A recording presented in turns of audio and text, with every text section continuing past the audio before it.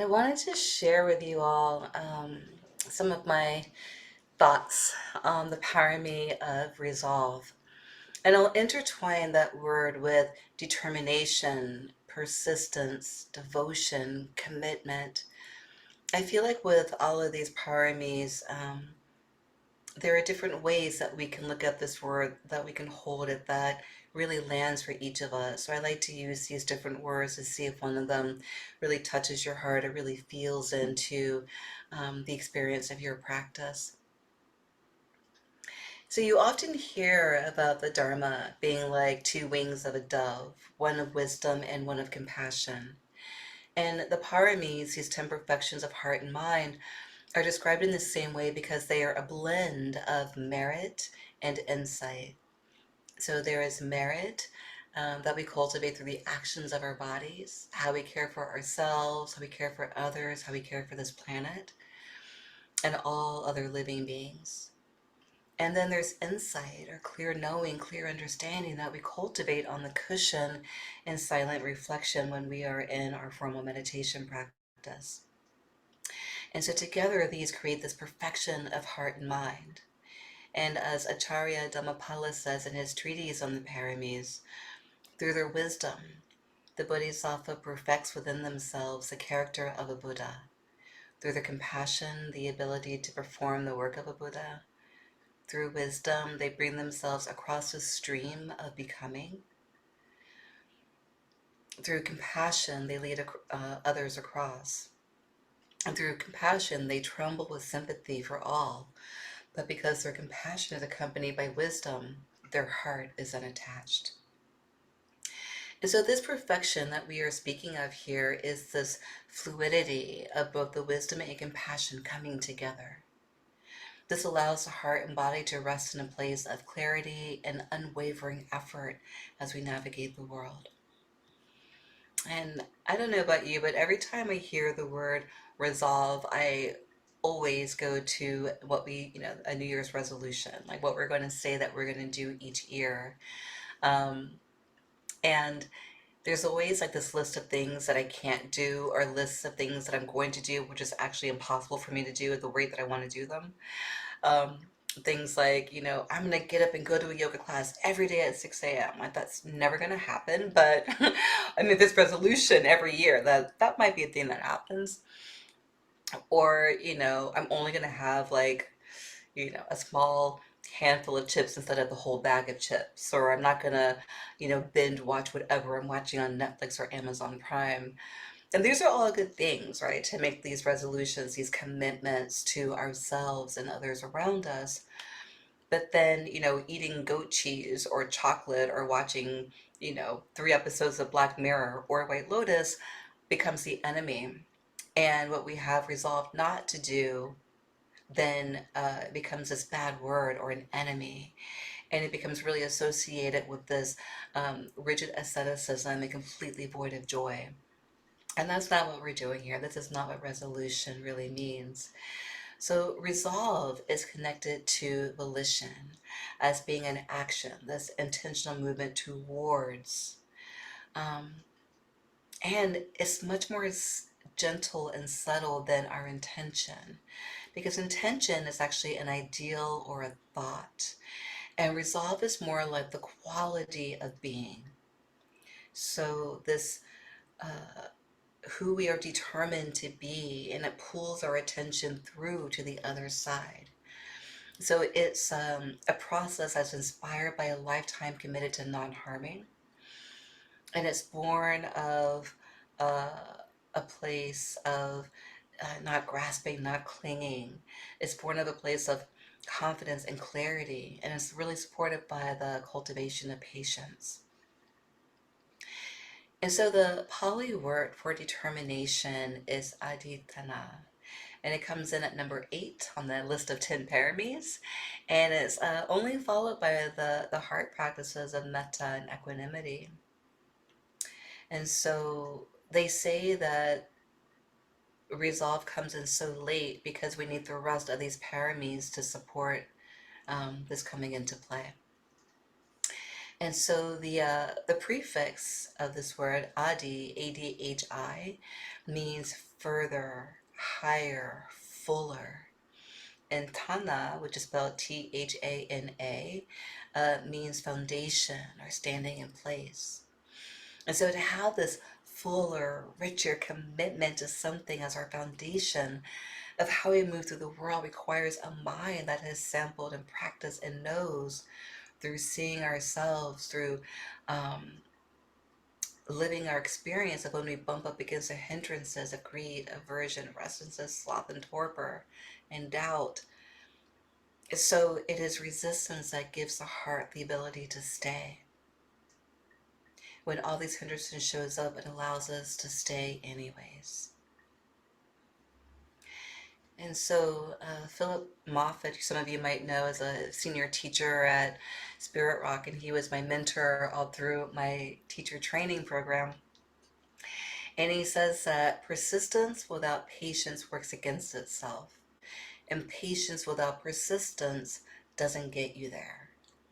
He says that restlessness and constantly being on drains our energy.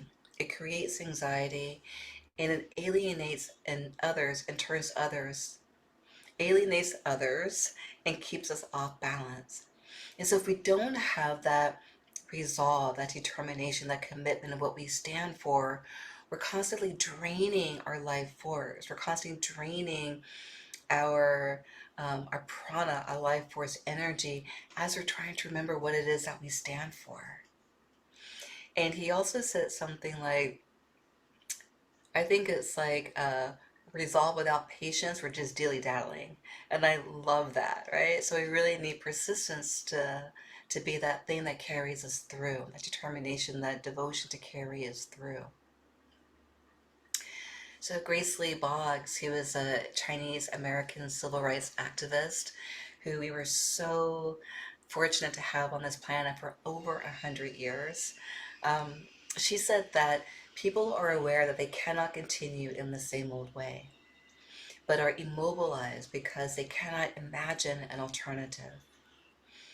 We need a vision that recognizes that we are at one of the great turning points in human history when the survival of our planet and the restoration of our humanity requires a great sea change in our ecological, economic, political, and spiritual values.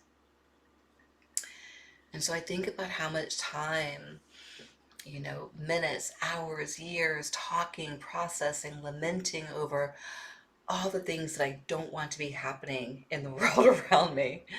Experiences, jobs, relationships that were no longer in service to my collective liberation. Instead of dreaming into what's possible, to dreaming into what I would love to see in this world. What would it be like if we took that same amount of energy that we speak on things that we don't want and move that same energy towards the things that we do want? To have that consistency, that devotion to the kind of world that we want to live in. And to be able to speak it out loud and have it be witnessed by those around us. And maybe your vision and my vision can meet somewhere and become something that we can really ground our feet into. And so this parami of resolve and all of these paramis only become professions when they're connected to compassion and concern for the world around us. So when we remember that we belong to each other, and when we reach across and bring intention, or sama sankappa, into our interactions, that's when they really come alive. And so it's the mental thought that creates this commitment. But again, it's a subtle quality of resolve that brings our attention to life. So when people ask what I find to be kind of a ridiculous question that a lot of people ask little children, that question of, what do you want to be when you grow up? Um, when I was a kid, I would proudly and confidently say, I want to be a professional volunteer when I grow up. And the reason that is because of something that I witnessed when I was a small child. My family lived in Japan, when I was little, and we moved back to America when I was 9. And I remember sitting in the back seat of my parents' Volvo and watching folks on the street who were experiencing homelessness. And growing up in Japan and coming, I just had never seen this. I had never witnessed this, and I was really horrified. And I remember at that time saying to myself that I really wanted to walk next to people who were serving as an adult. I didn't want to help them because I grew up in the age of Sally Struthers crying on television while holding a small child in Africa. And, a friend of mine, actually one of the people that I was in my course, referred to this as poverty porn. And what it is pity. It was pity. And pity is that near enemy of compassion. And so it was just like, let me pull at your strings, and make you feel so sorry for these people, but you have no option but to give.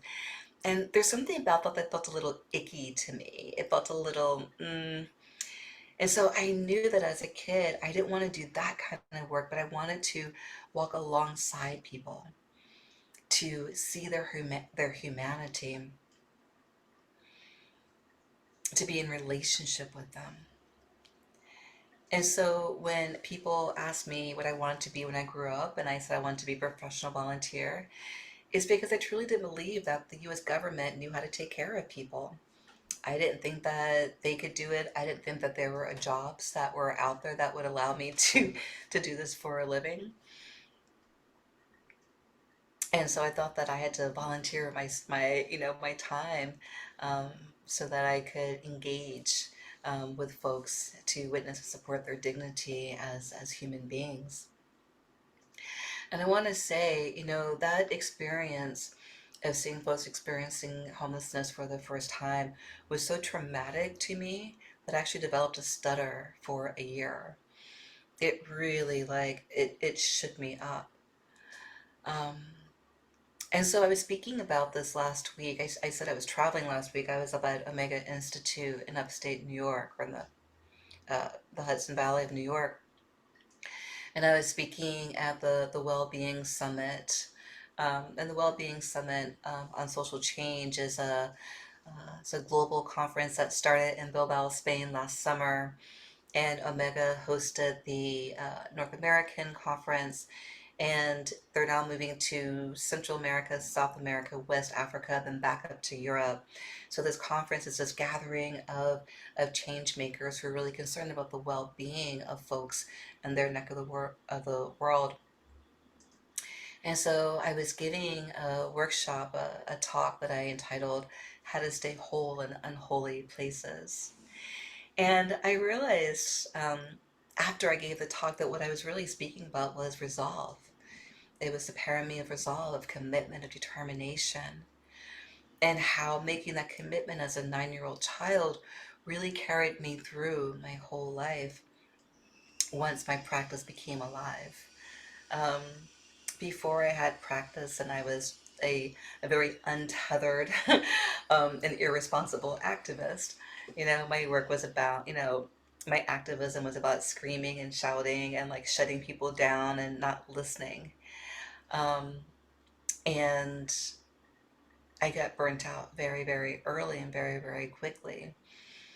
And I ran away from that world and eventually came to my spiritual practice, which actually kind of like lit that fire of activism back into my body.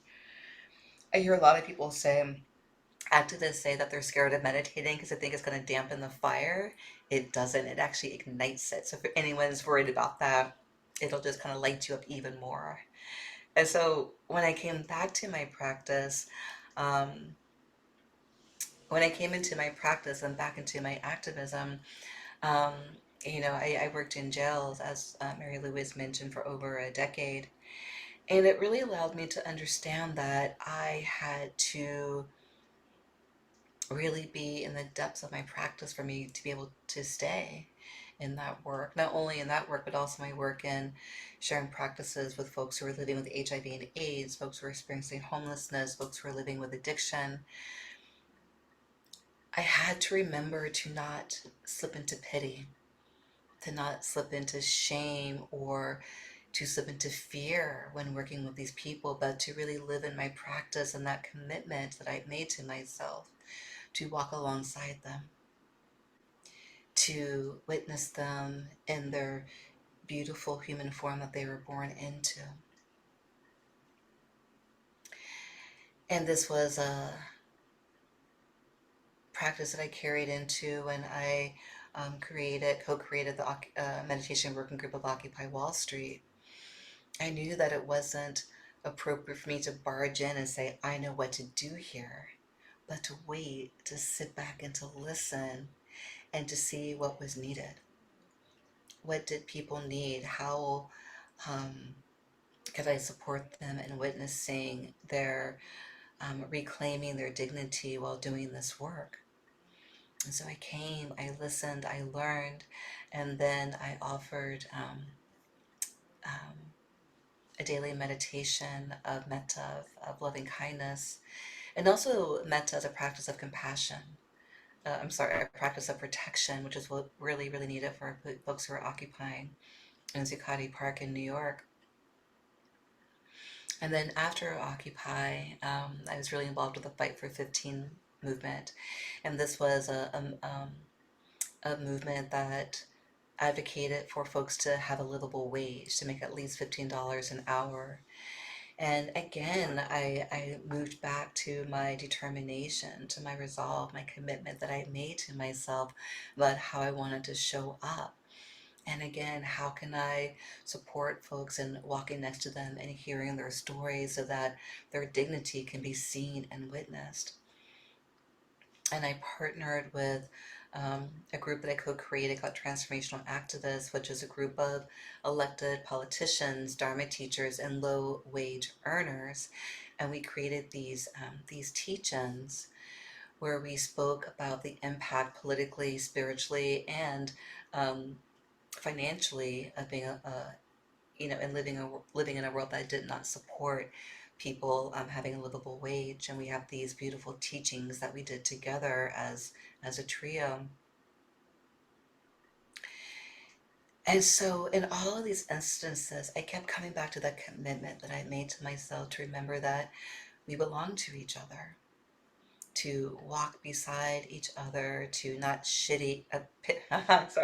to not pity or shame. Put those words together, whoo! Um, but to really be in a shared humanity, right? To not have this hierarchy of I'm better than you or you're worse than me, but to be like we are here together. And whenever we are working, we're living in a world where there isn't equity, we're not doing good, folks. Like our job isn't done. There's still a lot of work to do in the world. And so persistence, resolve, commitment, it gives everything else a purpose, a meaning. It adds value to our intention. It inspires our devotion, and it brings our heart and mind to a concentrated place that allows for follow through. And so this Pāramī of Resolve is the underpinning that moves the rest of these forward. And circling back to the treatise of Dhammapala, again, he says that when we stay connected and devoted to our commitments, one of the beautiful byproducts is compassion, right? So compassion is not only this quivering of the heart and the move towards action, which we learn. And I know for myself, um, a lot of times the quivering of the heart meant to jump into the streets, to get in between um, one who is harming someone and one who is being harmed. It means to speak truth to power. And as I deepen and mature in my practice, I also understand that sometimes when I feel that quivering of the heart, that move towards action is actually the action of stillness. Sometimes it's the action of rest. Sometimes it's the action of pause. to really tap into what is the wise um, the wise move to make in that moment.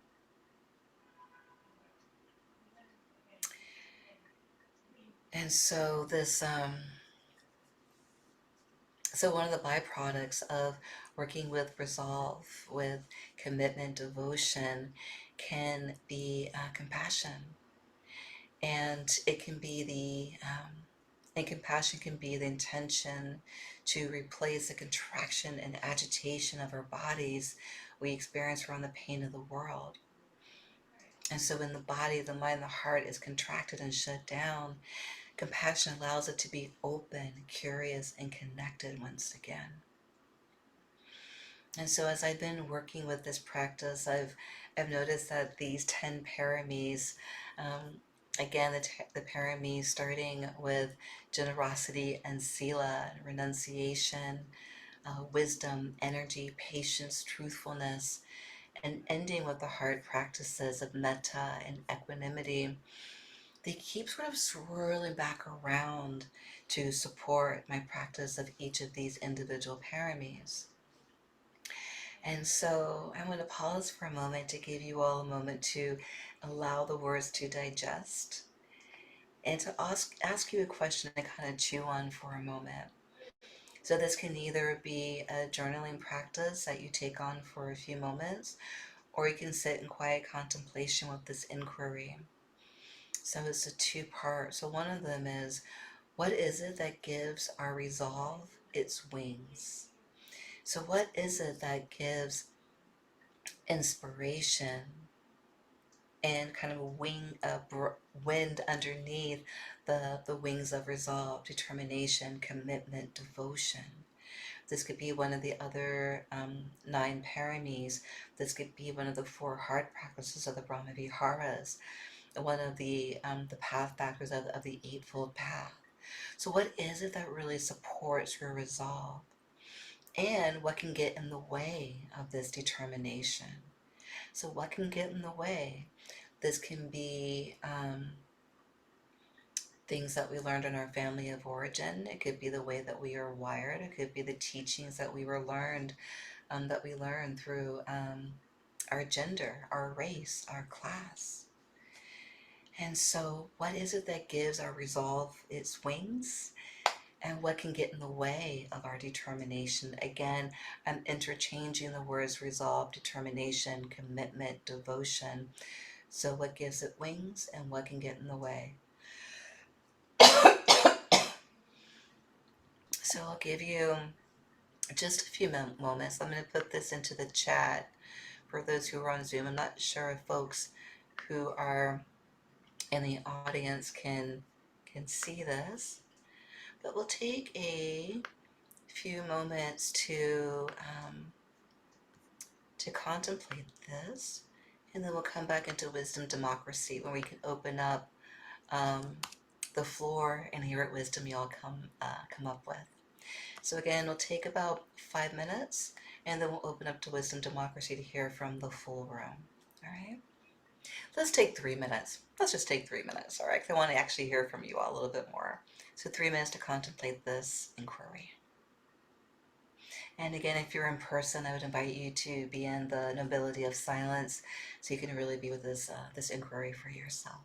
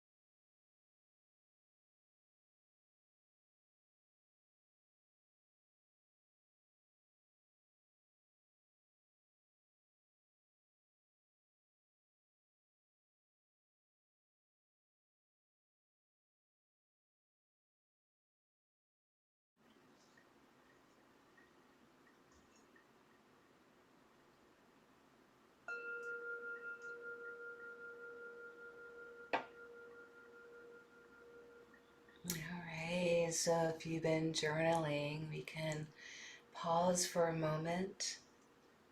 I feel like journaling is never really meant to be completed. It's just an opportunity to put down some thoughts so they can kind of permeate and live in our bodies. That can give us something to feel into and to move towards and to continue to be in inquiry around. So I'd love to open up the floor and to hear what folks' takeaway is, what they're curious about, what they're exploring around this parami, this heart practice um, of resolve, determination, commitment, devotion. Especially since I know we have a lot of engaged Buddhists in the room, a lot of folks that are really committed to the well-being of other folks. And so I'm wondering, what is it that gives you inspiration, that puts wings under your commitment, and what is it that might get in the way that can kind of give you pause? Or anything else that came up for you, or anything else that you want to ask into around my offering this evening. And I like to open up to wisdom democracy, which is what my dear friend Bonnie Duran says, and it just sounds better than questions and answers.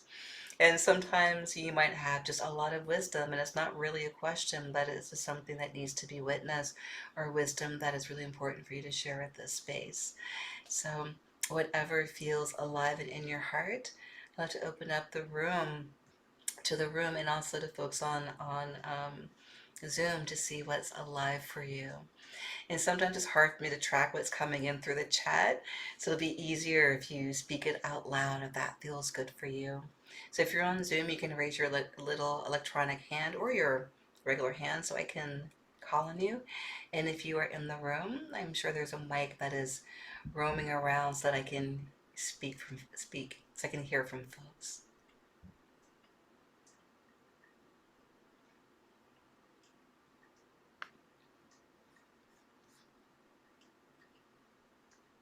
And so someone in Zoom said that love gives my resolve wings and greed sometimes gets in the way.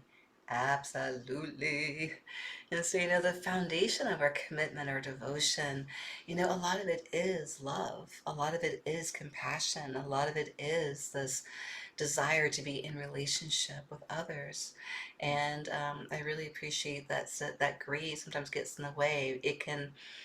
We can get kind of grasping, clinging, having a specific outcome that we want instead of just being with what is. I completely understand that.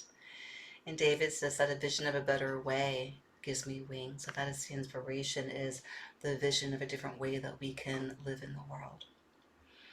So what else is alive for folks who are in the room?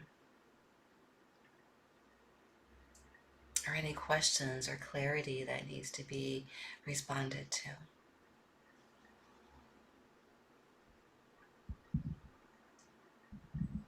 I'm very aware of both the positive impact and the what gets in the way related to working with others rather than just counting on myself to do whatever it is that I have a resolve to do.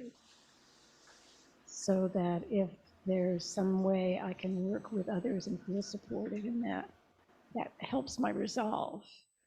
And when I'm feeling alone or lack of support of some sort, then it's much more difficult.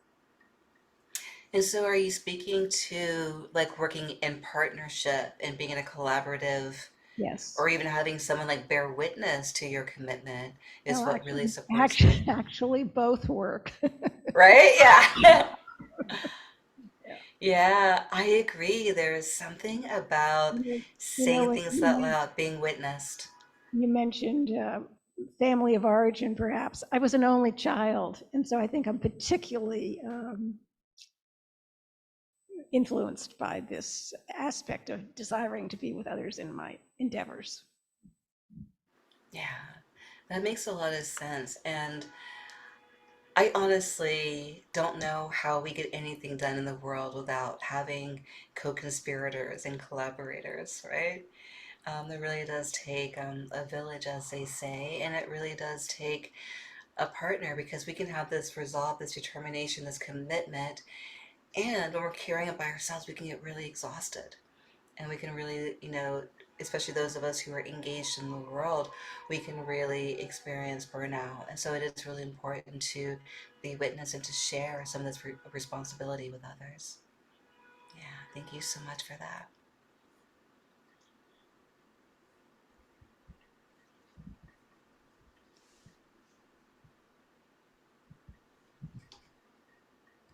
Yeah, what Nancy Elizabeth said about others and support and collaboration gives me wings, gives my resolve wings. The thing that I think often deflates my resolve is doubt.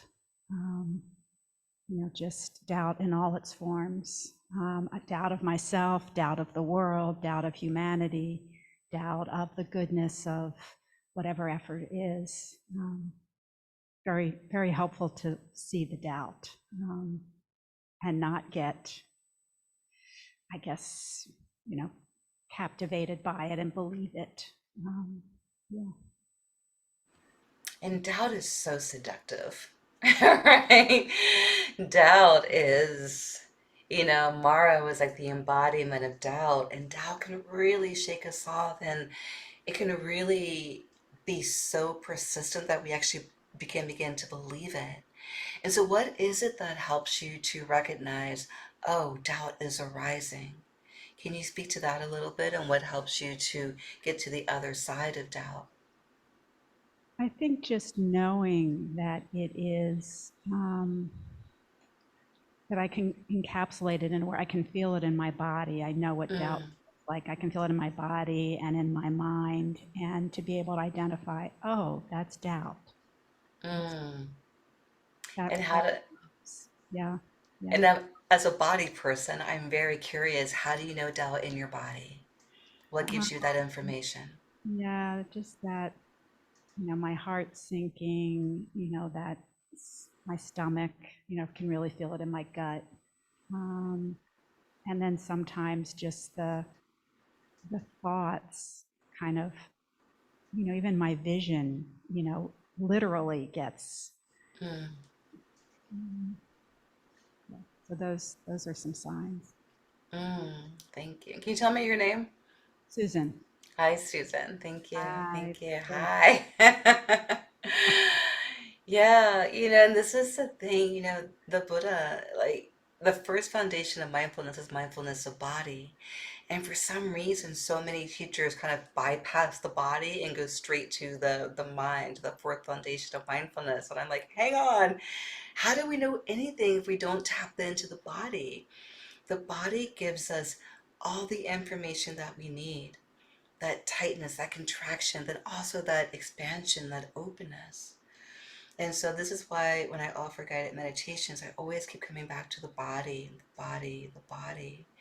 And so, if you don't have an embodied practice, especially for those of you who are working at the intersection of your spiritual practice and liberation work or activism work, highly recommend getting to some sort of embodied practice. It's really going to help you to be more in relationship with your body, more in relationship with that first foundation.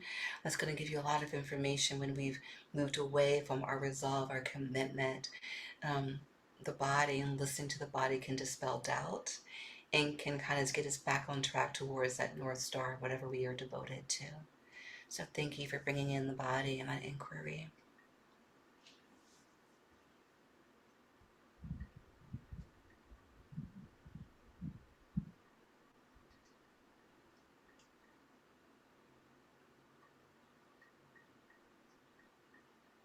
So what about my quiet friends here on Zoom with me?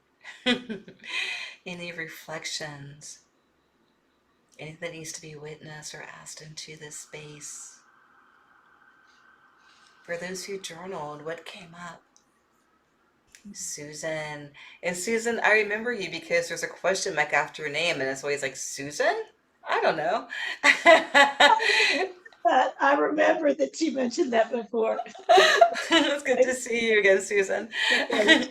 You too. I think one thing that I wonder about is um, change that may occur externally, but for example, a move or the death of someone in your family or some life circumstance that changes, and that may throw resolve into a different place. Um, and or transition of any sort of means that you, at least in my experience, have to kind of come back to the resolve, and maybe the resolve looks different, or what your commitment is to might look different. And so I personally am in a time of transition, and so I'm trying to reclaim what my resolve is toward, if that makes sense. Absolutely. I really appreciate that question, and you're absolutely right. Any sort of transition really can wake us up to seeing what's really important. Like, where do I want to spend my time and my energy? Right. So, that is absolutely something that can wake us up. And, I want to speak to also, you know, I mentioned that I was 9 years old when I saw folks experiencing homelessness for the first time because there's science behind um, something happening around the ages of 7, 8, 9 years old when children witness something, they experience something, they see something, and it changes the trajectory of their lives. It's not necessarily like a bad thing or a traumatic thing, but it can be something that sort of wakes them up. And Mm. around that same age is when they say that children kind of lose their imagination, which makes me so sad. But it's when, and you notice if you know any children that are around 3 or 4 years old, they no longer want to play in the way that they used to, like something changes. And so I want to say that resolve doesn't necessarily change, but it might take on a different flavor. And I think that that's Mm. what you're speaking to. Mhm. Like my resolve is really rooted in sila. It's really rooted in ethical conduct, which shows up in, how I show up in spaces, the words I say, the livelihood that I choose. And so it's in that same bucket of livelihood and wanting Right. to be in shared humanity, to be in a shared world. But as you know, like that bucket of sila, there's three pieces to that, which is right action, right speech, right livelihood. And so you can see how that can kind of, it keeps changing, but it's that same foundation over and Yes, over that again, I hear right? you there.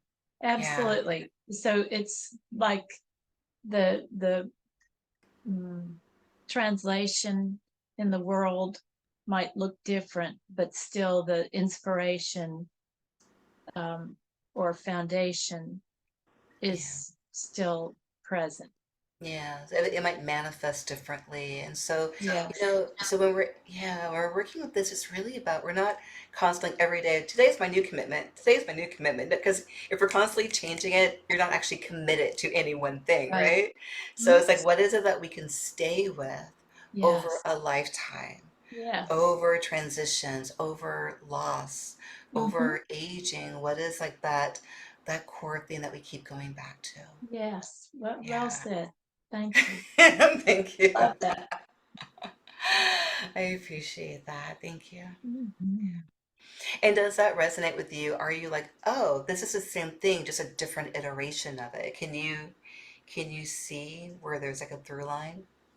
Absolutely, I can. Yeah. And my work is to coach other people, and especially around careers and life planning and those topics. And I so agree with you that early on it starts to show up, and then helping people discern what that path might be.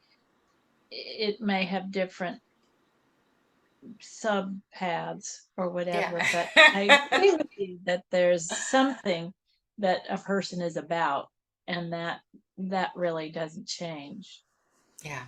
or often doesn't anyway. Yeah. Thank you. Thank you.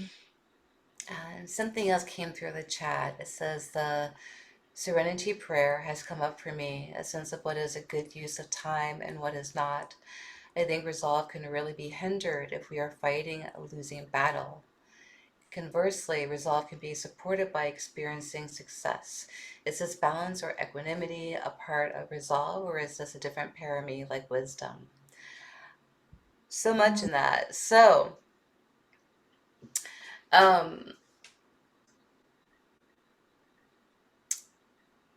and so there's also, when we talk about um, an inquiry that we use to make sure that we are still aligned is this for my well-being and the well-being of others around us? And if it is not, is it worth continuing on that path? And I think the serenity prayer might have a similar energy to it, right? We're checking in to say, is this in service? Is this useful information? And so I think that resolve can be hindered if we are fighting a losing battle, only if we have an end game or a goal in mind. And I caution against that. The thing that can really lead to our suffering is to say things like, I want all suffering to end. Well, of course we do, and that's not going to happen in our lifetimes. But we can keep looking towards these small moments of clarity, these small moments when suffering has ended for someone, even if it's a brief moment. And so we keep looking at these little wins, like these little W wins, as opposed to the big W wins. And I think that if we're always looking for this huge sea change, that we're going to really set ourselves up for disappointment and for a lot of suffering in our lives. And so, especially, with working with vulnerable people, specifically in working with my kids who are incarcerated, so many of my kids who at 13, 14 years old were at the beginning of their life sentence.